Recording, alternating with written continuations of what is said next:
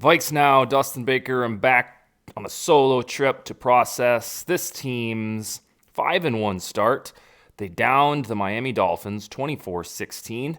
A triumph by 8 points that could have proverbial gone either way. I got to hang out with Bryant McKinney and watch that game, my first trip to Miami, and the trip was substantially enhanced by the victory. So I want to go through the 7 surprises, takeaways from that, because now we're on a bye week, and we'll spend the rest of this week probably chatting about bye week related items, because it's a bunch of what ifs on the bye week, especially with the trade deadline 11 days away. But before, we have all next week for that. But let's start with the surprising items that dribbled out of Minnesota's win over Miami. The first is bada bing, a pass rush showed up. We haven't really seen a serious one since week 1, and even this one against the Dolphins was better than the week 1s. It was almost like the Oprah meme where you get 2 sacks, everybody gets a sack.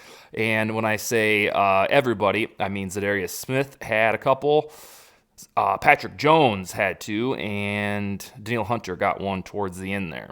But it finally showed up, and it should have, because the Dolphins' offensive line was highly suspect. It was injured, and it flat out is no good.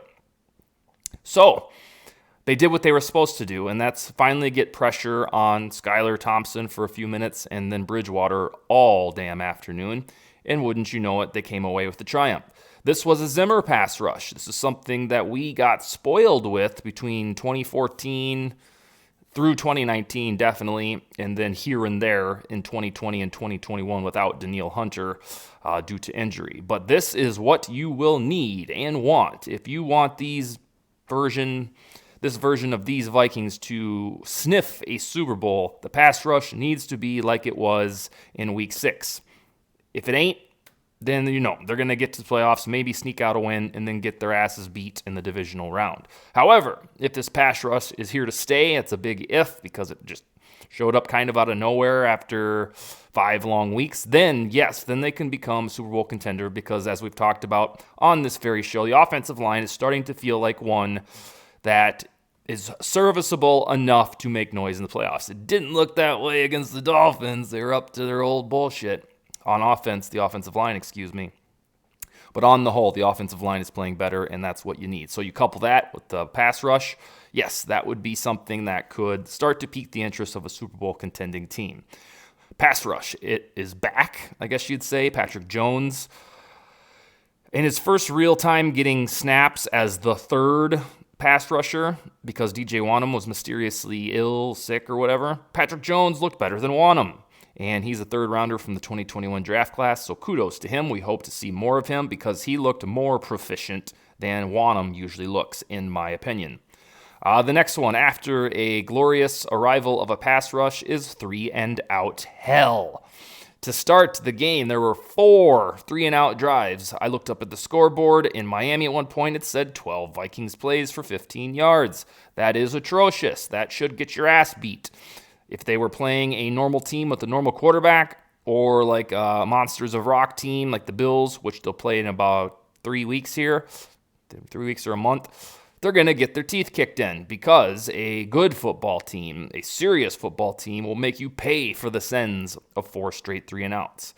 This felt like 2021, where Clint Kubiak's play calling would suddenly just go blah.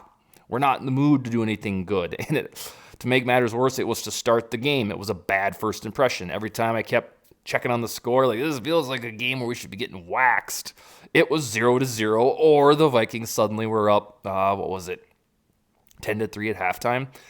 But they got to figure out this shit with the offense where they just have dry spells, because if they want, again, this is going to be a theme for the next several weeks, if they want to be considered a true blue contender, you can't do shit like that where you have multiple 3-and-outs. And I don't know, with the Minnesota Vikings having a good quarterback in Kirk Cousins, or back in my teens with Dante Culpepper, with a good quarterback, I don't know that I've ever seen them start a game with 4 offensive 3-and-outs. Oh, it was maddening, and somehow they still won and ended up winning somewhat convincingly after it was all said and done, but I'll touch on that in a minute. The next, after the pass rush arriving, baby, 3-and-out hell to start the game on offense, is the Ryan Wright maestro of punting down in Florida. The dude kicked 10 times for 441 yards, won Special Teams Player of the Week for the NFC, drilled that bomb of a punt, which I thought at first was 80 yards, but I think the net was 73. I told my homie Wes Johnson, who was sitting next to me in Miami, because that drive was so terrible, I was like, we need one of those 80-yard punts from Ryan Wright. And I was kidding because I remembered the one from the preseason against the Broncos where, kicked it out of the stadium. And I was kidding. And then it happened where this dude had it in him where he could just tee off on the ball because he didn't have to worry about, placement, getting it out of bounds, or kicking a touchback. He just wound up and kicked the shit out of the ball, and boom, it went 80 yards and 73 net. So over and over, aside from a little gaffe against the Bears, the Vikings' decision to move on from Jordan Berry into a great unknown of Ryan Wright has been vehemently vindicated and should be championed because, we were all paranoid. Does this dude know how to hold? Have they thought about that, the holding aspect? Joseph was so good with Jordan Berry. Yeah, they thought that through. That's why they made the decision, and Ryan Wright has been money, and I believe will continue to do so. And the dude is only 23, 24. He should be Minnesota's punter for a decade. Write that down. Pass rush has arrived. 3-and-out hell. The punter is just badass. The next one is the swings of that game. And I only point this out because I could feel it in my innards that after Greg Joseph missed that extra point and the way the afternoon was going with all this topsy-turvy shit on offense that, all right, the Dolphins marched after Greg Joseph missed the extra point, and that made it 16-10 Minnesota. And I started getting in my cynical bag saying Bridgewater is going to, because Bridgewater usually is pretty good under pressure in the fourth quarter. He's going to come back, and this game's going to be 17-16. I'm going to exit this Hard Rock Stadium in complete sorrow. But then it was null and void because Harrison Smith stripped Jalen Waddle. It was recovered, and I think on that same drive, Dalvin had his hometown scamper, 53 yards for a touchdown, and just like that, it was poof. Over. Like, the anxiety was vanquished. Miami's fans were heading for the exits. I was there so I could see them doing so in mass fashion. We were celebrating because it was like an Adrian-like run. We don't have too many home run rushing touchdowns anymore, so when Dalvin pulled one off in his whole hometown, it was noteworthy. But the swing, I really seriously thought, because I'm here, bad stuff's going to happen. So they're going to lose 17-16 because this asshole missed an extra point. And then within 8 minutes of having that resentment, they were up 24-10. I think that was the score. Yeah, 24-10, and I was like, oh, shit, we could leave if we want. Of course, we had nothing else better to do, so we didn't. But yeah, that's just how volatile these Vikings can be. You never know if this is going to be one of those Sundays where they choke the shit away because they look like imbeciles for some reason, or if they'll have two very pivotal plays, the Harrison Smith strip fumble, Dalvin Cook's dagger, and then I think in the third quarter, Jefferson's 47-yard reception that really felt like a game changer. But the swings, I think they're here to stay unless O'Connell figures out a way to dominate some opponents. The next segue is to that Cook dagger touchdown. Of course, it was noteworthy because it, in my opinion, ended the football game. But it was good to see that because Dalvin hasn't hit a home run, at least for a rushing touchdown, since 2020. And we're in a tender spot for him where he probably should begin an age-related cliff dive at some point. And because he hasn't been showcased like the Zimmer era, you're trying to figure out, is Dalvin slowing down or are they just not using him quite as much? Well, on that particular play, he showed that he's still got it. And by the way, he's recovering nicely from the shoulder injury that, took him out of the Lions game? Whatever game that was where, he was hurt and we're like, here we go. That really hasn't made that big of an impact, or at least hasn't had him miss games or miss snaps. But it was important to see that he still has that explosion for 53 yards in his hometown, and that we don't need to write his obituary yet. He has an important opt-out clause after this season, kind of like Christian McCaffrey's with the Panthers if he's not traded this week. Well, the Vikings got to make a decision. Do you stick with this dude? And based on the Dolphins game, he seems like a guy you could stick with, although I don't know that his price tag in a Kevin O'Connell offense will be worth it. We shall see. There will be plenty of shows to talk about that in January, February, and March. The second to last one is the new normal that is Justin Jefferson, or the new normal for Justin Jefferson. I tweeted from our Miami hotel that this man had 107 receiving yards against the Dolphins, and we were all kind of like, he didn't really do much, didn't score. But when you have a wide receiver who's to the point in his young career where 107 yards is just kind of a decent day at the office, or it's a footnote, you know that you're entering Calvin Johnson territory for his stardom. Can't quite go Jerry Rice and those dudes yet because he ain't that good. He's got a long way ahead of him. But when a third-year wide receiver only has 107 receiving yards and most of the fan base was like, yeah, he was all right, you know that you have a commodity that is ultra special. So I had to point that out. It even boggled my mind because I got back and we went out to eat afterward, and I wanted to check some of the stats because I'm a weirdo, and I was like 6 catches for 107 yards, and it really didn't feel like he did anything.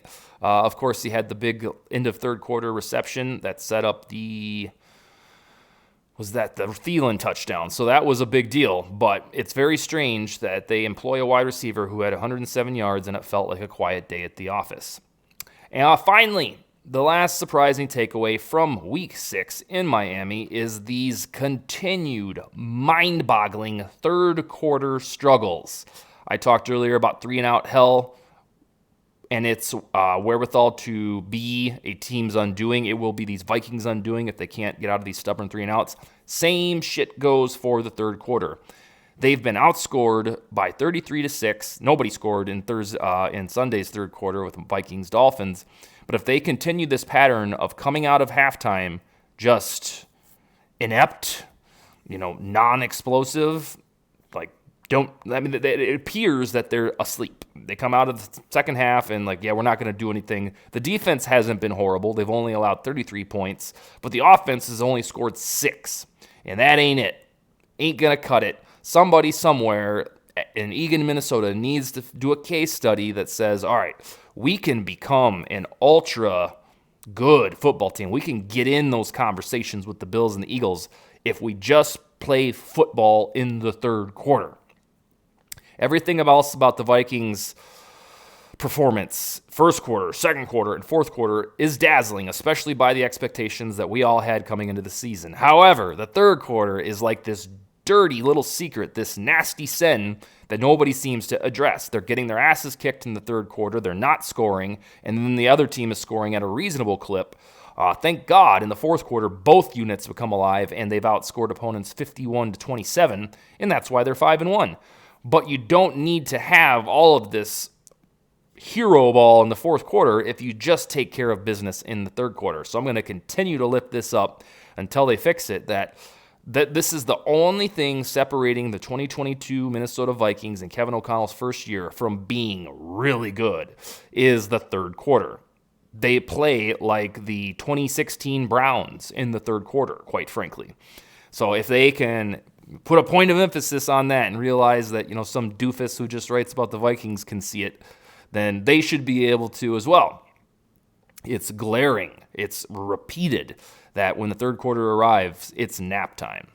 All right, so all in all, the surprises are the pass rush is back, or at least it arrived for a certain Sunday. 3-and-outs ain't going to do it. They had 4 of them to start the game. It was nauseating. Ryan Wright is a beast and hence NFC Special Teams Player of the Week. The swings in the game, back and forth. Is this team going to choke it away, or are they going to end up winning somewhat convincingly? That was on display once again. Dalvin Cook, with his dagger, showed that he ain't dead yet, and we're trying to figure out, has he lost the step? Should they be playing Madison? Nope, he showed against Miami that he's still that dude. Justin Jefferson's new normal is he can have 100-plus receiving yards, and it feels really quiet. And then the just totally quirky and bad third-quarter performance by the Vikings needs fix, and I'll continue to shout it. I'll be back Friday to talk more about this purple stuff and Skol, baby.